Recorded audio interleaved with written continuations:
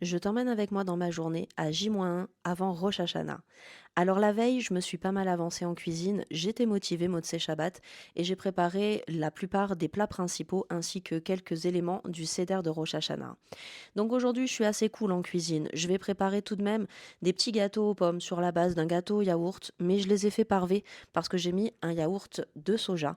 Et ça, c'est bien pratique et vraiment pour la recette, c'est pas bien compliqué. Vous faites un gâteau au yaourt, vous rajoutez quelques morceaux de pommes, un petit peu de sucre roux par-dessus pour la gourmandise et vous obtenez ces magnifiques petits gâteaux aux pommes qui seront parfaits pour la fête de Rosh Hashanah. J'ai envoyé mon mari faire quelques courses au supermarché, il me manquait deux trois bricoles pour terminer mon seder et en attendant, je me prépare, je décide de me maquiller avec cette magnifique palette que vous avez vue, qui est la palette de La Petite Sirène que ma sœur m'avait offert il y a pas très longtemps de ça et elle est absolument magnifique. Je me sens enfin prête à commencer ma journée et on va repasser en cuisine. On continue, je vais faire un peu de riz blanc qui accompagnera l'un de mes plats. Je ne sais pas encore à quelle occasion je vais l'utiliser, mais c'est sûr que ça servira toujours. C'est toujours bon d'avoir ça dans le frigo. Ensuite, je vais préparer les petits beignets de courge pour le seder de Rosh Hashanah.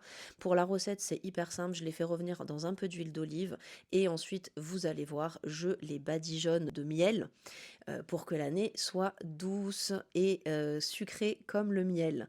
Et enfin, pour finir, je m'attaque à mes épinards. Alors, il y a certaines personnes qui utilisent des blettes. On peut utiliser des blettes ou des épinards. Pour ma part, j'ai pris des épinards parce que c'est ce que je préfère.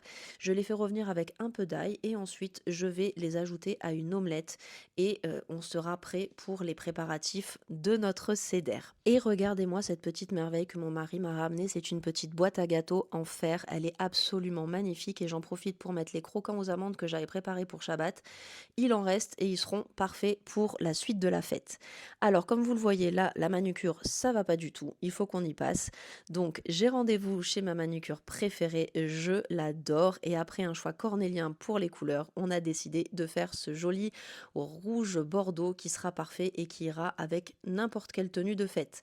Pour finir la journée, direction Natania pour un rendez-vous professionnel.